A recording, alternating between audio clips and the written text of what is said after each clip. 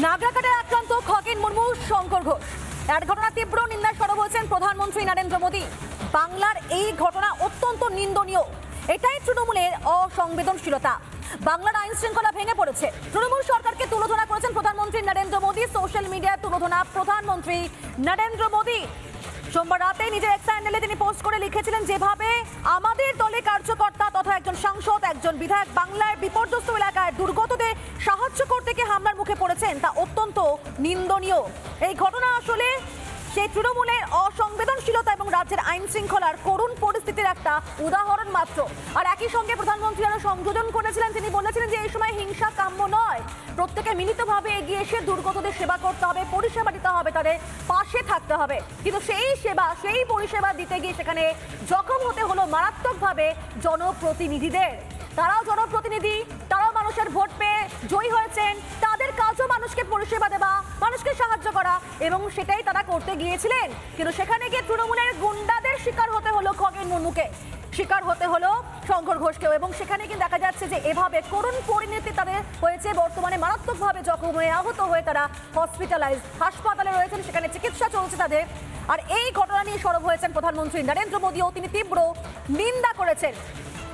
কিন্তু যেখানে প্রধানমন্ত্রী এই বিষয় নিয়ে সরব হয়েছেন, সেখানে আবার মমতা বন্দ্যোপাধ্যায় আবার তার পাল্টা পোস্ট করছেন।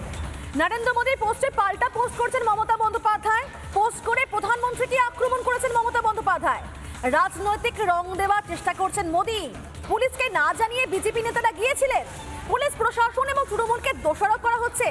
সোশ্যাল মিডিয়ায় পোস্ট করেছেন মুখ্যমন্ত্রী, হ্যাঁ, রাজ্যের মুখ্যমন্ত্রী মমতা বন্দ্যোপাধ্যায়, যিনি বারবার দোষারোপ করেন অন্যকে, নিজের ঘাড়ে কোনো কিছু দায় রাখেন না। আর এখানেও পরিষ্কার বলা হলো যে বিজেপি নেতারা কেন পুলিশ প্রশাসনকে না জানিয়ে তারা যাবেন। আচ্ছা, তারা তো জনপ্রতিনিধি, একজন সাংসদ, একজন বিধায়ক, মানুষের ভোটে তারা জয়ী হয়েছেন। আর সেখানে তাহলে তারা মানুষকে পরিষেবা দেবেন না, মানুষকে তারা সাহায্য করবেন না। আর সেটাই যখন করতে গিয়েছিলেন, আর তখন সেখানে কিন্তু বলা হচ্ছে তারা কেন গিয়েছিলেন পুলিশকে না জানিয়ে। সুকান্ত মজুমদার এই মুহূর্তে আমাদের সঙ্গে রয়েছেন। আপনাকে স্বাগত রিপাবলিক বাংলায়। প্রধানমন্ত্রী নরেন্দ্র মোদী এই ঘটনা নিয়ে সরব হয়েছেন, নিন্দা করেছেন, যার পাল্টা পোস্ট করেছেন মমতা বন্দ্যোপাধ্যায়। বলছেন যে পুলিশকে না জানিয়ে বিজেপি নেতারা কেন সেখানে গিয়েছিলেন। মানুষকে সেবা করবেন, দুর্গতদের সাহায্য করবেন, সেখানেও জানাতে হবে পুলিশকে আগে। তারা তো জনপ্রতিনিধি। দেখুন, জনপ্রতিনিধিরা যে কোনো জায়গায় যেতে পারেন। ভারতবর্ষের সাংসদ, একজন নির্বাচিত সাংসদ মানে তিনি ভারতবর্ষের যে কোনো জায়গায় যেতে পারেন। পুলিশ প্রশাসন সম্পূর্ণভাবে জানতো, এগুলি না জানা কিচ্ছু নয়, কারণ ওখানে আমাদের রাজ্য সভাপতি গেছেন, অন্যান্য নেতৃত্ব গেছেন। আর সেখানে যে পুলিশ এতজন এমপি এমএলএ যাচ্ছে, সেই পুলিশের কাছে খবর থাকে না। এরকম অপদার্থ পুলিশ মন্ত্রী দেখে লাভ কি আমাদের? তাকে তো বন্যার জলে ভাসিয়ে দেওয়া উচিত রাজনৈতিকভাবে।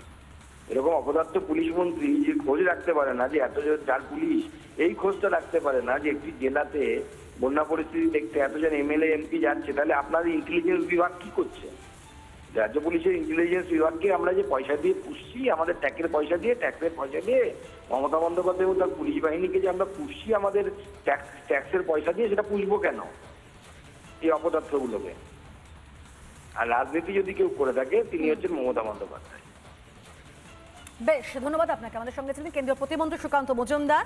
এবং কোথাও গিয়ে এটাই মনে হয় এখন ট্রেন্ড হয়ে দাঁড়িয়েছে, বারবার অন্যকে দোষ দেবা, এটাই মমতা বন্দ্যোপাধ্যায় বারবার করে আসছেন, যেটা এবারও করলেন। এখানে পরিষ্কার বলছেন যে আগে পুলিশকে জানিয়ে যাওয়া উচিত ছিল, মানে জনপ্রতিনিধিরা মানুষকে পরিষেবা দেবেন, জয়ী হয়েছেন তাদের ভোটে, সেটা করার জন্য পুলিশের আগে অনুমতি দরকার। আর নেননি বলেই নাকি তাদেরকে এভাবে আক্রান্ত হতে হয়েছে। এই নিয়ে বিজেপি নেতা দিলীপ ঘোষ কি জানিয়েছেন, শুনুন।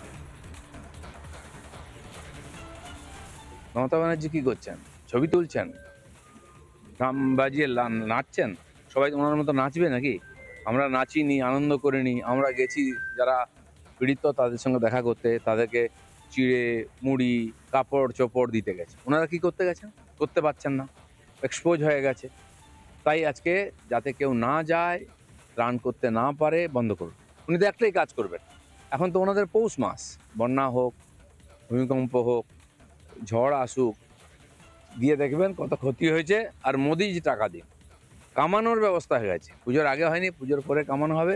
এখন বলুন এত ক্ষতি হয়ে গেছে, ক্ষতিপূরণ দিতে হবে, একটাই ডিমান্ড, আর কোনো কাজ নেই। নানা ধরনের কন্টেন্ট দেখার জন্য লাইক করুন, শেয়ার করুন আমাদের ফেসবুক পেজ, সাবস্ক্রাইব করুন আমাদের ইউটিউব চ্যানেল। পাশাপাশি অন্যান্য ব্রেকিং নিউজের জন্য অবশ্যই চোখ রাখুন রিপাবলিক বাংলায়।